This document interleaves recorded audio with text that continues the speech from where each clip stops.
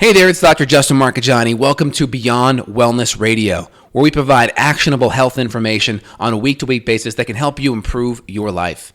Feel free, head over to justinhealth.com, where we have various opt-in video series on more in-depth health topics such as female hormones, thyroid, and gut health. Also, while you're there, feel free and schedule a consult with myself, Dr. J, and or my colleagues. We're available worldwide to provide natural health support for any of your major health issues. Again, welcome to the podcast and enjoy the show. And we are live. It's Dr. J here in the house with Evan Brand. Today, we're going to be chatting about supporting and getting to the root cause of your environmental allergies. Evan, how are we doing today, man?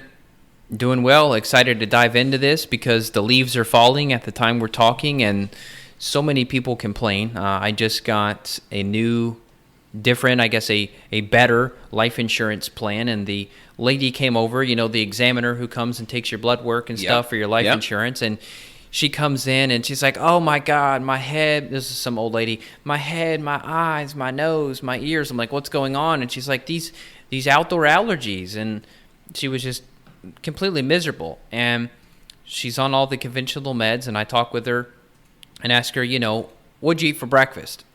Pastries. So it's just interesting. The conventional mindset is outdoor allergies are just something that happens, and there's nothing I can do besides just take the over-the-counter or the prescription allergy meds, and that's it. And that's as far as the conversation goes, which is kind of sad because I would argue for many people, we've seen hundreds and hundreds of cases of people who actually were able to get off of their allergy meds or at least significantly reduce the dosing of them by addressing the root cause, which is what these drugs do not do. They do not address the root cause of these issues. They just help modulate the symptoms, whether it's working on the histamine issue or some sort of immune modulating effect or potentially steroids, but none of that's root cause.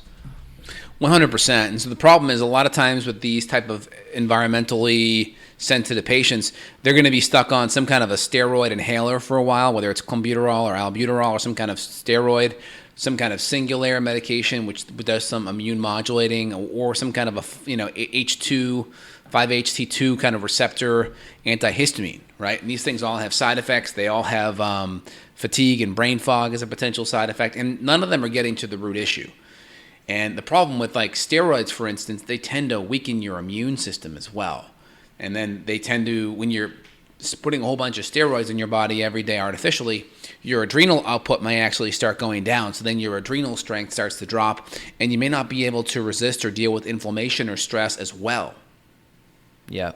So let's talk about some of like the basic foundations of this. Where would you start with somebody who comes in with allergies in regards to testing? You and I are not typically going to run like a quote allergy test. You'll go to like a dermatology place, they'll run like a patch test, or an allergist may try to run testing for grass and all of that. But to be honest, your opinion may differ, but I don't really care what that test says about grass or pollen allergies, because that's the immune system that can be overreacting. So I'm going to be looking more at the functional test. Yeah, so my perspective on these things, I always tell patients, I draw a line between cause and effect, okay? Causal things are things that are going to dictate and change treatment. And so I put allergies on the effect side. Like it's an artifact. It's something that's happening due to other upstream issues. So as we move things around upstream, above, below, inside, out, everything works downstream and starts changing the effects. So we look at the effects. We may be able to trace them up to certain areas on the cause side, which is good to know. So I only talk about effects to the point where I can get closer to the cause and then make different causal changes, whether it's diet, lifestyle, supplement, doing different functional tests to assess the function of those underlying systems that are part of that causal link. So the first thing I always look at when we are dealing with these kind of issues is I'm looking at inflammation. So the first kind of major lever we're going to change is just the diet. Because if we are stressed and inflamed due to inflammation in the foods, whether it's too much processed sugar, excess omega-6 to omega-3 fatty acids, too much pro-inflammatory fats from junky conventional meats, too much carbohydrate or grains, these things are going to affect us negatively. Maybe we don't have enough really good saturated fats or enough good omega-3s or enough, keeping the carbohydrates down. We have too much insulin, too much inflammation. These things can affect our immune system. And the more stressed our immune system becomes, the more sensitive or overly sensitive it becomes. So it's kind of like, your neighbor knocks on the door and you're like pulling out your handgun, going to your door ready to attack. You're being overly sensitive, right? Your neighbor just wants a cup of milk, right? So I always look at it as we want to be able to respond proportionally from an immune standpoint. And part of that is decreasing inflammation. So the first thing I look at is, where is inflammation coming from? So let's make sure inflammation from food's under control. Let's make sure inflammation from blood sugar is under control. Let's make sure we have the really good fat-soluble vitamins and not too much junky, refined, processed plant fatty acids. So we look at all those things. Make sure insulin is under control, not too much carbohydrates, cut out the grains, cut out the casein-ridden dairy. All these things can be more inflammatory. So we have to look at all those vectors. Now, we can dive in deeper now to gut and infections and SIBO and H. pylori, but that's the first thing I look at because that can significantly calm down the immune system. Now, next, if we have a lot of histamine kind of symptoms, a lot of allergy issues, skin issues, breathing issues, headache issues, we'll also look at dropping down higher histamine foods as well, whether it's pork or coffee or teas or citrus or fermented foods. Some of these foods are considered to be like the holy grail of paleo, right? Like, pasture-fed bacon. Oh, right, that's supposed to be good, right? Or like kombucha or sauerkraut or fermented probiotic food. Those are supposed to be good things, right? Well, they are, but if you have a lot of histamine issues, they may be enough to put you over the top. And we just got to be really careful with it. Yeah, luckily I don't have any outdoor allergy issues, but I have had issues with histamine foods. So I am following low histamine diet, and I feel really good on it. I feel much more clear-headed. Excess histamine can really affect your mind too, like in terms of emotions. Let me share my screen real quick before we leave the diet conversation, because this is something pretty new to me, but something I've been experimenting with clients, and it's been going well. I've been looking at this, what is called oral allergy syndrome.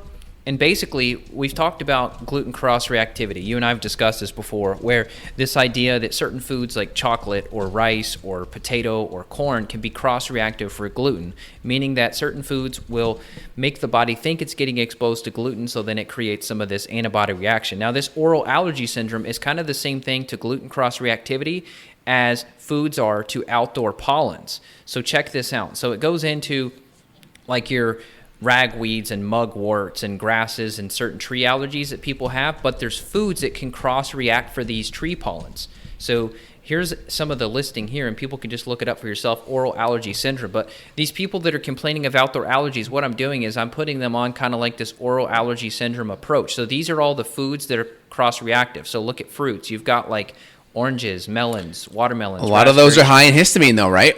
A lot of those are very high histamine, so that makes sense. They're almost all high histamine. Yeah, let me zoom in here. So then you go into your vegetables. Once again, these are going to, like corn can be high histamine, so can peas. And then you go into like your nuts, so like hazelnuts and walnuts. You've got chickpeas, you've got almonds, which are interesting. I feel fine with almonds. I've had some people get off of them and they feel better though. So anyway, when you look at symptoms of this oral allergy thing, it's itching of the throat, mouth, lips, or tongue. It's swelling. And then, of course, it can be more severe. Hives, asthma can be involved anyway. So you're right. It's kind of like a low histamine approach with it's basically autoimmune low histamine. That's right. That's basically what it is, which is good. That's a good first kind of template because you cut out people. I see a lot of patients are like, but if I don't have an autoimmune condition, why should I do an autoimmune diet? It's like, well, because an autoimmune diet isn't just specifically needed for autoimmune patients. An autoimmune diet is kind of like the ultimate anti-inflammatory diet.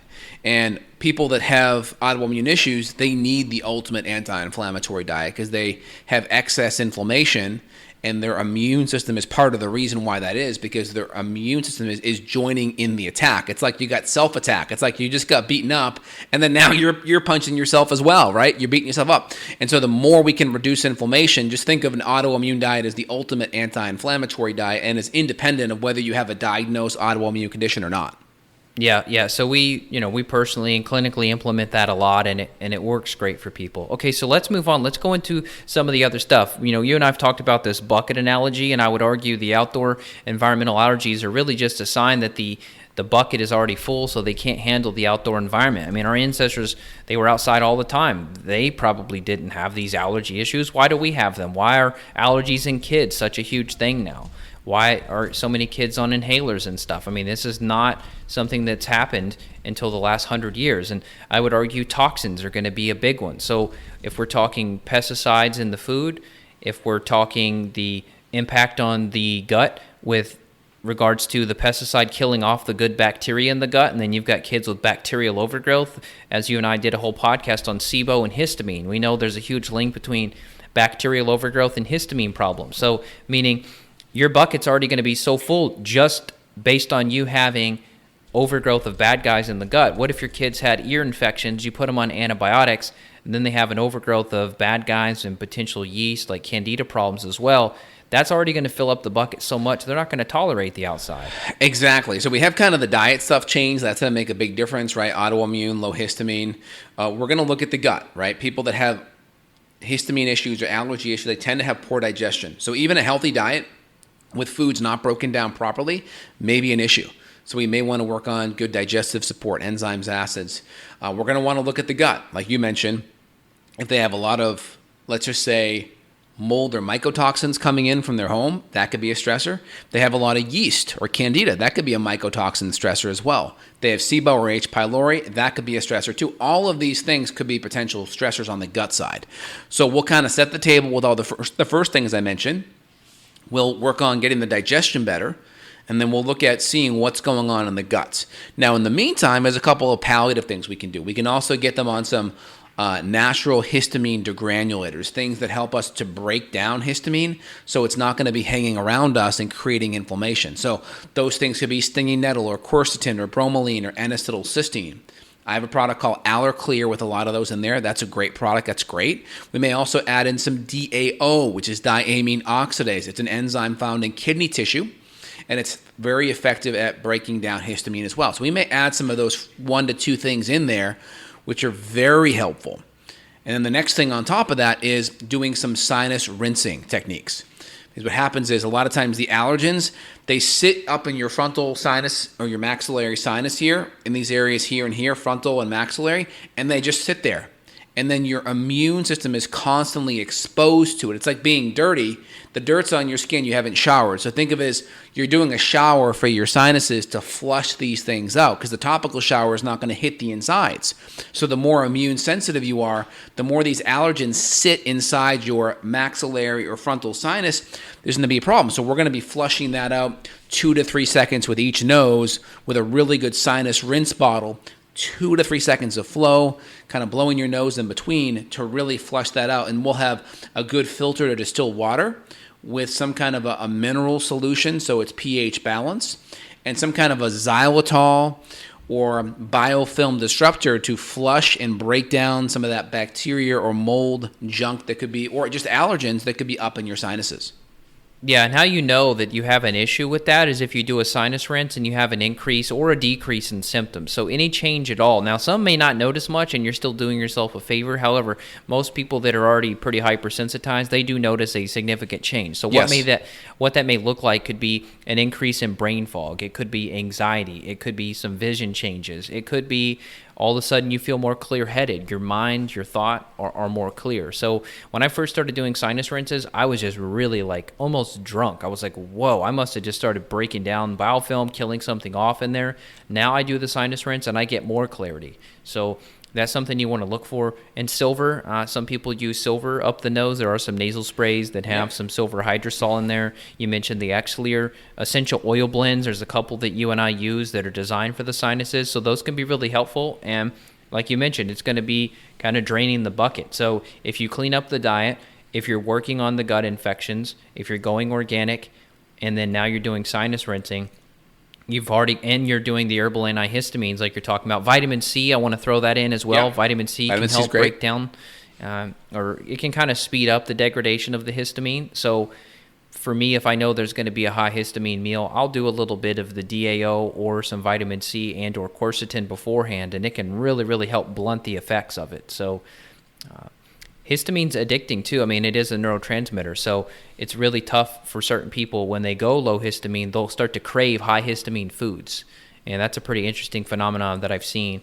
And like chocolate, in general is going to be higher histamine. And so a lot of people will really have cravings for chocolate ramp up once they're on a low histamine diet. And as we get the inflammation under control, we're flushing out some of the sinus stuff. Also, we may also get a really good high-quality air filter to get the environment really clean. Maybe there's a lot of pollens or cedar in your home. Maybe there's some mold toxins. We get that flushed out in the air. We get some of the food under control. We get some natural antihistamine support. We work on better digestion, get the inflammation in the diet, get rid of some of the gut stuff that's going on, some of the gut infections or gut permeability stressors, and we can start to add certain foods back in over the next few months. So this is not like a death sentence, and it always comes down to like histamine load, right? Maybe with all those other things in the past, you were going to have symptoms, right? But as soon as we're flushing out the nose, changing the diet, adding that support, we may be able to start getting some foods back in one at a time. So we just got to keep an eye on that.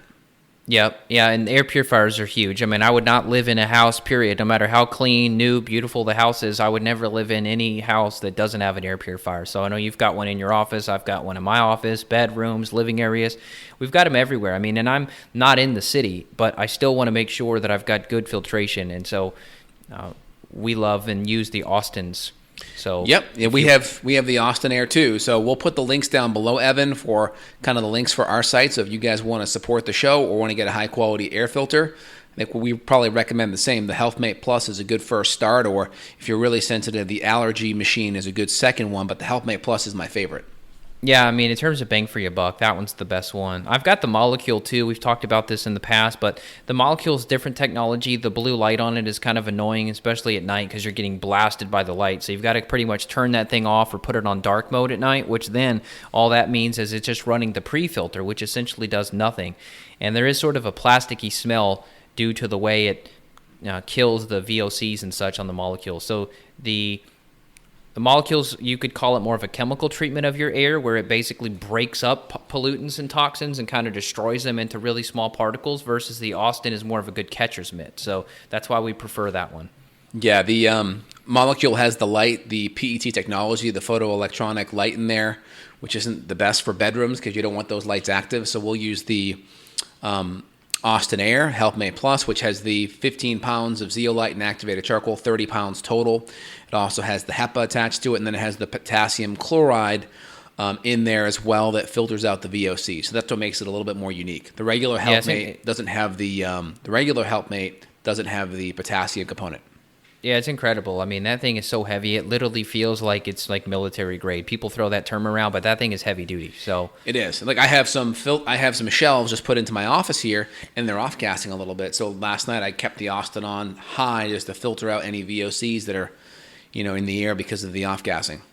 Yeah, let's go into the VOCs for a minute because we kind of got off the histamine topic. So you mentioned reducing the load. Now, if you're in a new home and you are not extremely anal about all of your choices, there's going to be potential formaldehydes, there's going to be VOCs, these volatile organic compounds that are going to come off of your paint. If you have vinyl windows, they're going to come off of your window frames.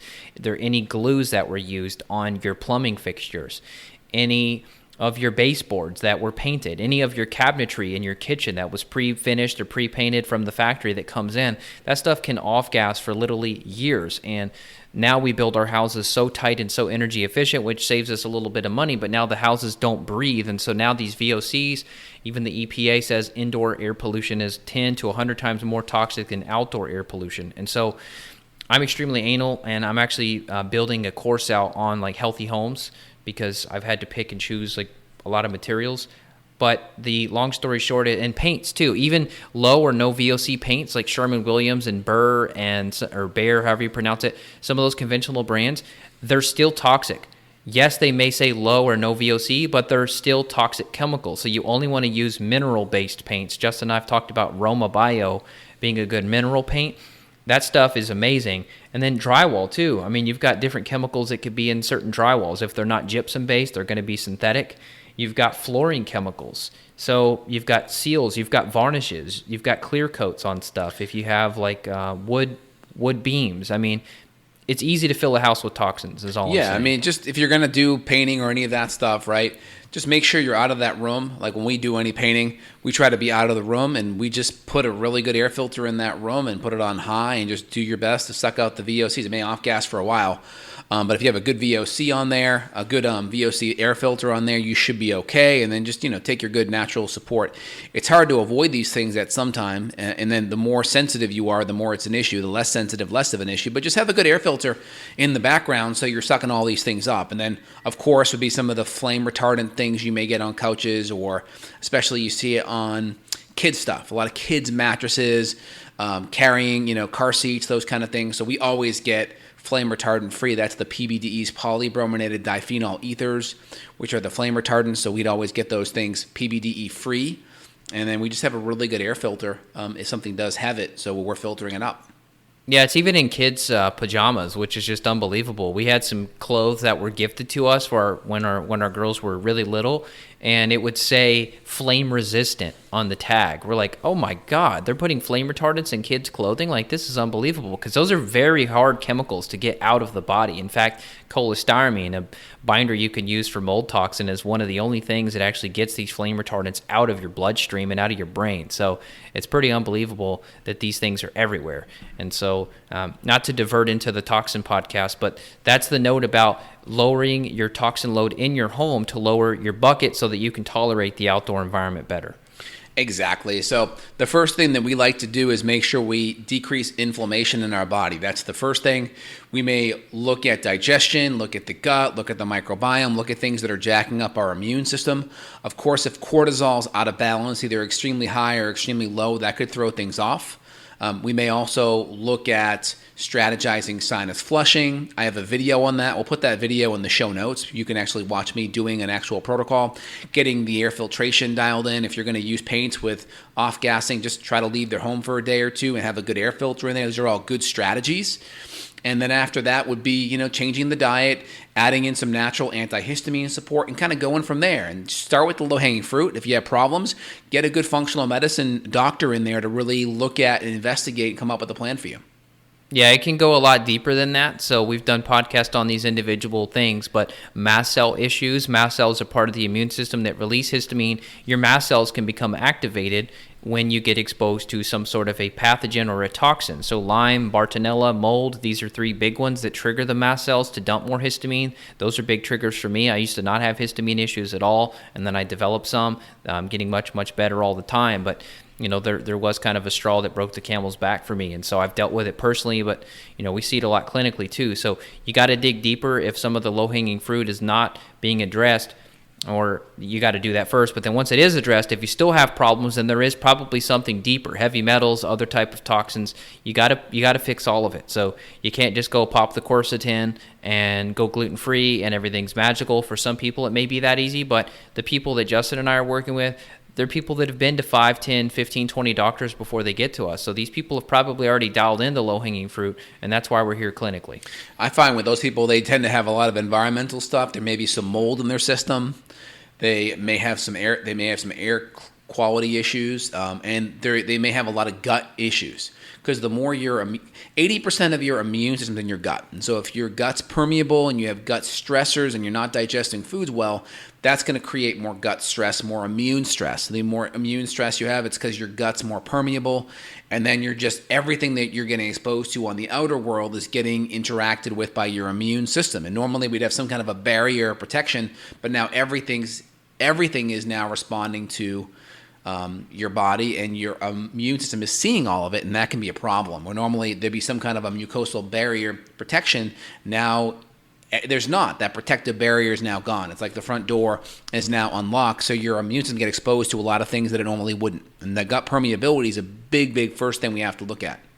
Definitely. So there is a place for gut healing nutrients. There is a place for probiotics. Like we use a lot of Bifido. Really, really high dose Bifido can be helpful. Spore-based probiotics can be helpful.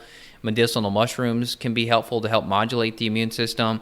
We like herbs too. There's andrographis and astragalus and elderberry and I mean, there's a ton that we could go into. These can be helpful. It really just depends on where somebody's at, because you can send the immune system the wrong direction. So in autoimmune cases and such, there are some times where we may not go straight to mushrooms. We may just focus on the gut first. But once again, it's kind of a case-by-case basis here. Yep, exactly. Anything else you want to add today? I would just tell people that there are answers, there are solutions to this. So if your allergist is not getting to the root cause, then feel free to reach out to one of us. We'd be happy to take you to the next level of healing, look into the gut, look into all of these different body systems, kind of get your total body burden figured out, and then we'll help plot the step 1, step 2, step 3, how to get you feeling better. So if you need help clinically, don't hesitate. Please reach out to Dr. Justin at justinhealth.com or me, Evan Brand, at evanbrand.com, and we're here for you guys. So we love helping you. We're extremely blessed with the knowledge we've gained, personally and clinically, and it's very rewarding to get people relief. That's what this whole entire episode was about, relief. It's not fun when you want to go hike with your kids or grandkids and you can't because you're miserable, and then you got to do your inhaler because you can't breathe. I mean, God, that's just not a way to live, and there is a way out of it. So that's what we're here for. Excellent. Well, really appreciate today's chat. If you guys want to reach in, evanbrand.com for Dr. Evan and justinhealth.com for myself. We'll be happy to connect with you all and kind of go over the different algorithms and what's going on underneath the hood so we can get to a lasting solution. Hey, Evan, great chatting with you, man. You have an awesome day. We'll be in touch. You too. Take care now. Take care. Bye. Bye. Got a question for Dr. J? Go to BeyondWellnessRadio.com and click the questions button. Then tune in to hear the answer. Also, if you like the show, click below to review us on iTunes. For more Beyond Wellness Radio, go to BeyondWellnessRadio.com.